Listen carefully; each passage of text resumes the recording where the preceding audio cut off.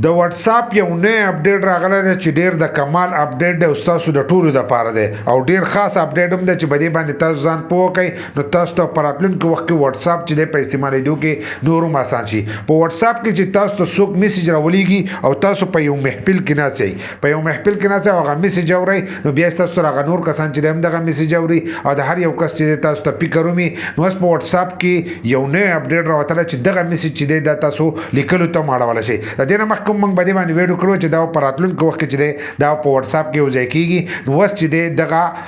اپشن چې دی دا په واتس اپ کې یوځای شو خو ځینې کسان ته به دا اپشن چې دی دا به نه معلوم چې دا کوم ځای کې دی او د دې استعمال څنګه دی نو تاسو ته به د سیټ ته ښکارېږي زموږ د سکرین ریکارډینګ به تاسو ته ښکارېږي نو په دې کې درته زه طریقه ښیم چې دا به تاسو څنګه دغه کوئ. ګوره دلته کې تاسو ته یو میسج یو کس راولېږو میسج راولېږلو نو دلته کې چې دی تاسو به د هغه په میسج چې دی داسې لږه ګوته پکې دی نو دا به دغه شانتې شي دا لیکل به راشي له پاسه به د ګوټ چې دی تاسو ته به درې ټاکې ښکارېږي درې ټاکې به ښکارېږي خو دا اپشن چې دی دا داسې ګوره ډایرکټ نه راځي د دې دپاره سیټینګ چې دی هغه آن کول غواړي هغه راته هم ښیم نو له پاسه دا درې ټاکې چې دی دا به ووایي چې څنګه دغه تاسو ووایي نو له پاسه به تاسو ته نوي لیکل چې دی دا به ښکارېږي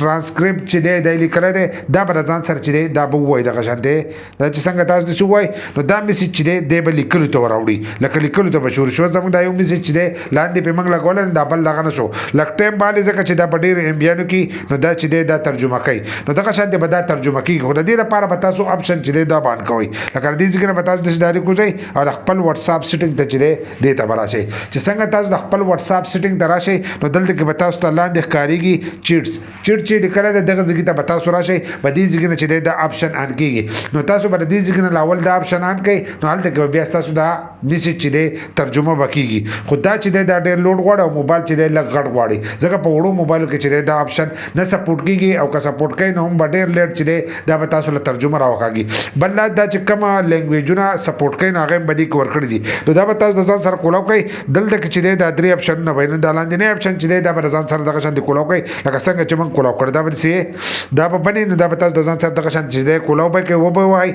چې وایي والو لاندې به د اشنا پټه او د سپین لیکل چې دی دا به وایي په دې کې لیکلي وایي چوز لینګویج وایي لکه تاسو په کومه